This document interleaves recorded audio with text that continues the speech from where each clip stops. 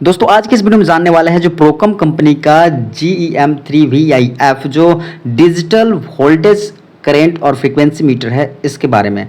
दोस्तों यह बहुत इम्पोर्टेंट रोल अदा करता है। जो भी हमारे पैनल्स होते हैं जिसके अंदर वोल्टेज करेंट और फ्रीक्वेंसी की मीटर हमें रीडिंग चाहिए तो ये आपको बहुत अच्छे से देगा। इस पैनल में आप देख रहे हैं ये यूज हुआ है। इसमें इसके द्वारा जो रीडिंग आता है उसके लिए हमें चाहिए जो CT होता है 3 CT चाहिए, क्योंकि प्रत्येक फेज़ में हमें एक एक CT देना पड़ेगा। तो यहाँ पर CT का जो रेशियो है आपको दिख रहा होगा 60/5 है, मतलब कि 60 एम्पियर डिवाइड बाई 5 एम्पियर है। मतलब कि प्राइमरी में 60 एम्पियर आएगा तो सेकेंडरी हमको 5 एम्पियर के अनुसार रीडिंग बताएगा। तो उसके अनुसार सेटिंग इसमें हमें करना पड़ता है। तो इसके अंतर्गत जो हमारा कंट्रोल जो ये डिजिटल मीटर है इसमें किस तरह सेटिंग करना होता है उस सेटिंग को भी इस वीडियो में हम समझ लेंगे और साथ साथ इसके कनेक्शन पॉइंट को भी समझेंगे ताकि पूरा क्लियर आपको क्लियरिटी मिल जाए। तो इसके लिए आपको दिख रहा होगा 2 बटन, ये जो है DEC और NXT नेक्स्ट। तो इन दोनों को एक साथ दबाएंगे। जब दबाएंगे तो ये PT प्राइमरी का सेटिंग आ गया। मतलब जो PT प्राइमरी हो कितना है तो 414 वोल्ट है। हम इसको चेंज करना चाहें तो हम ये तो वोल्ट CT PT ये PT रेशियो कुछ नहीं है हमारे पास। तो PT रेशियो कुछ नहीं है तो हम जो PT मतलब प्राइमरी वोल्टेज जो होगा वो हम भर देंगे 415। और फिर इसमें जो डेसिमल पॉइंट है उसको आगे बढ़ाने के लिए PT रेशियो जो प्राइमरी है उसी के अंतर्गत तो ये जो INC और जो ये अप डाउन का जो बटन है उसके द्वारा हम अपने जो डेसिमल पॉइंट है उसको अप डाउन कर सकते हैं। और साथ ही साथ जो ये हम चाहते हैं कि ज़्यादा वोल्टेज में हो, 1000 वोल्टेज और 11000 वोल्टेज ऐसे पॉइंट में अगर वैल्यू करना हो तो इसके लिए जो डेसिमल पॉइंट है उसके साथ जो यूनिट होता है, यूनिट हम 1000 में करना चाहते हैं। जैसे K1 K2 दे रखा है तो इस पॉइंट में हम K2 पॉइंट पर चाहें तो अब करके K2 पॉइंट क्या हुआ सेलेक्ट हो जाएगा कि ये 1000 में आ गया रीडिंग। तब इतना तो हमें वोल्टेज है नहीं, हम सिंपल जो कंपनी में इंडस्ट्री में यूज़ होता है विदाउट CT PT का और PT का तो वो आपका 415 वोल्ट या 440 वोल्ट अधिकतर भर सकते हैं इसमें। तो हमारा जो वैल्यू है हम 415 वोल्ट रखेंगे और जो PT सेकेंडरी है उसमें भी हम 415 ही वोल्ट रखेंगे। हम अप डाउन करके इसे चेंज भी कर सकते हैं, लेकिन हमारे पास जो वोल्टेज है वो 415 वोल्ट रखेंगे। 415 वोल्ट हम 3 फेज सिस्टम को रखते हैं, क्योंकि यहाँ पर अभी जस्ट आगे बढ़ेंगे समझ में आएगा। अब यहाँ पर जो PT सेकेंडरी है आप अप डाउन करके कम बेस कर सकते हैं, हमें ज़रूरत नहीं है 415 ही चाहिए तो 415 सेट करते हैं। अब CT प्राइमरी आ गया। CT प्राइमरी में हमारा CT रेशियो देखना पड़ता है। तो CT रेशियो अभी जस्ट आपने देखा था कि CT रेशियो कितना है तो 60/5 है। तो 60 का मतलब हो 60/5 का मतलब हो गया 60 जो है CT प्राइमरी है और जो 5 है वो CT सेकेंडरी है। तो हमें CT प्राइमरी में क्या भरना होगा तो 60 भरना होगा। यहाँ पर CT प्राइमरी में दिख भी रहा होगा कि 60 है। तो अब क्या करेंगे, इसको कम बेस करना हो तो इस तरह से हम कम बेस कर सकते हैं, हमें बढ़ाना हो तो बढ़ाना। अब देखिए यहाँ पर K दिखा रहा है तो K हटाना पड़ेगा अपने को। डेसिमल में कोई चेंज नहीं करना है, हमें डेसिमल नहीं चाहिए 60 ही चाहिए बस। फिर जो हमारा यूनिट है वो K में आ गया है तो इसको हटाएंगे हम, क्योंकि K में नहीं चाहिए।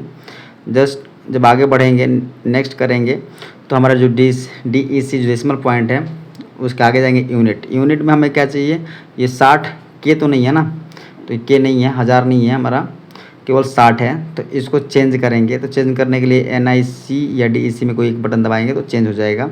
तो ये चेंज हो गया। अब आगे बढ़ेंगे, CT प्राइमरी हो गया, CT सेकेंडरी में जाएंगे तो CT सेकेंडरी हमारा 5 है, क्योंकि रेशियो इसका 60/5 है तो हम 5 ही रखेंगे और इसको सेट करेंगे नेक्स्ट।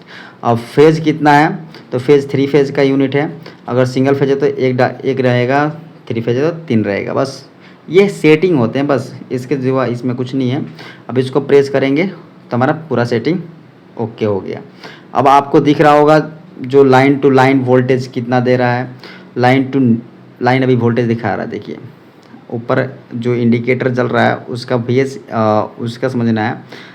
अभी तो लाइन टू लाइन दिखा रहा था, अब करेंट आ गया तो तीनों फेजों पर करेंट कितना है वो दिखा रहा है।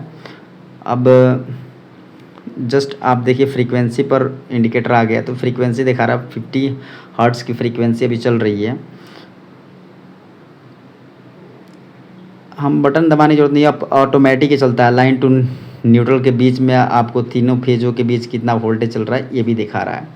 तो ये फ़ायदा है इस डिजिटल जो VIF GM3 का जो डिजिटल मीटर है, इससे आपको बहुत फ़ायदा है। आपको वोल्टेज भी मिल जाएगी, फ्रीक्वेंसी भी देखने को मिल जाएगा, अलग अलग आपको मीटर लगाने की ज़रूरत नहीं पड़ेगी, और जो अपना करेंट है वो भी आप इसमें देख सकते हैं। तो ये एक इम्पॉर्टेंट है, 3 चीज़ों का कम्बिनेशन आपको वोल्टेज, करंट और फ्रीक्वेंसी का कम्बिनेशन आपको इसमें देखने को मिलता है। तो ये एक तरह का बहुत ज़्यादा फ़ायदा है। लाइन टू लाइन वोल्टेज क्या है, लाइन टू न्यूट्रल वोल्टेज क्या है, आपको ये देखने को मिल जाता है। अब इसके कनेक्शन के बारे में समझेंगे, कनेक्शन भी पूरा आपको क्लियर कर दूंगा, जैसे कनेक्शन किस तरह से इसमें हुआ है वो समझते हैं। तो ये अपना जो पैनल है, इसके लिए ये मीटर कितना इम्पोर्टेंट है ये तो समझ गए। जस्ट अब आगे बढ़ते हैं, इसके कि कनेक्शन के बारे में समझते हैं। तो इसके जब कनेक्शन के टर्मिनल देखेंगे तो आपको एक दिख रहा होगा कि एक एक्सुलरी 1 और एक्सुलरी 2 दिया है। एक्सुलरी 1 और एक्सुलरी 2 में आपको 220 वोल्ट की जो सप्लाई होती है सिंगल फेज वो देना होता है। जैसे कि यहाँ पर आपको दिख रहा होगा एक्सुलरी 1 एक्सुलरी 2 में आपको 35 से 300 वोल्ट तक आप दे सकते हैं, AC DC कुछ भी दे सकते हैं। ये इनपुट मांगा है, इसको पावर देंगे तो ये मीटर ऑन होगा। उसके बाद आपको वोल्टेज RYB का जो होगा, RYB कनेक्ट कर देना, तीनों फेस को कनेक्ट कर देना है और न्यूट्रल को कनेक्ट कर देना है।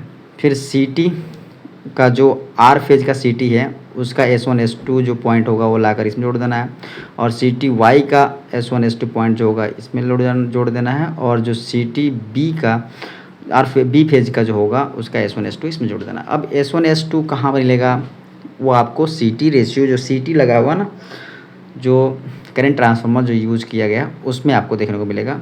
तो उसको दिखा देता हूँ। आप CT को कनेक्शन कैसे करते हैं वो आपको इसमें दिखेगा।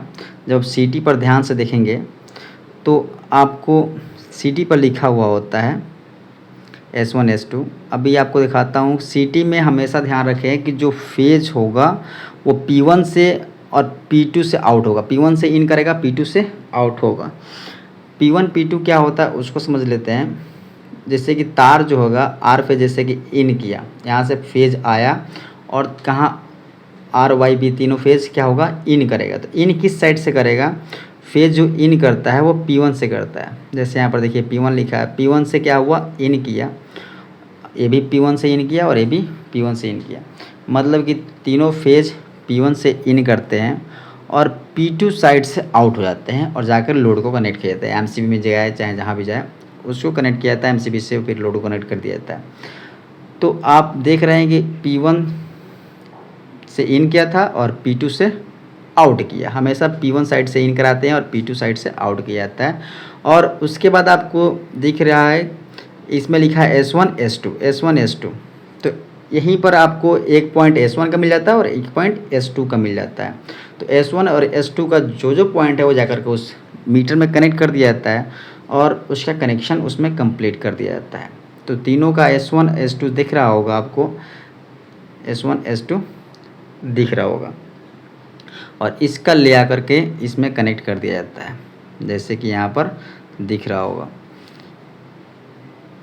जो पॉइंट आपको यहाँ देखने को मिलता है। जैसे एग्जांपल ले लेते हैं, R फेज का 103 और 104, L 103 L 104, S1 में L 103 है तो R फेज का देखिए यहाँ पर 103 और 104 दिख रहा है, 103 104, S1 में 103 S2 में 104। इसी प्रकार से जो अपना ब्लू फेज है उसका देखिए, तो ब्लू फेज में 107 108 है, S1 107 और S2 108। तो इसको ला करके यहाँ पर जो B फेज है उसमें देखिए S1 में 107 और S2 में 108। तो इस तरह से क्या होता है, CT का इसमें कनेक्शन कर दिया जाता है। तो कनेक्शन आपको क्लियर समझ में आ रहा होगा। कनेक्शन कोई बड़ी बात नहीं थी, RYB को जोड़ देंगे, न्यूट्रल जोड़ देंगे, बाकी जो CT का जो कनेक्शन होगा सिटी वायर का जो होगा वो भी आप समझ गए। तो इस तरह से इसमें सेटिंग की जाती है और साथ साथ कनेक्शन किया जाता है। उम्मीद करता हूँ कि ये वीडियो आपको समझ में आया होगा। मिलते हैं नेक्स्ट वीडियो में, तब तक take care. Thanks for watching this video. Bye, see you. Please don't forget to like, share and subscribe this video.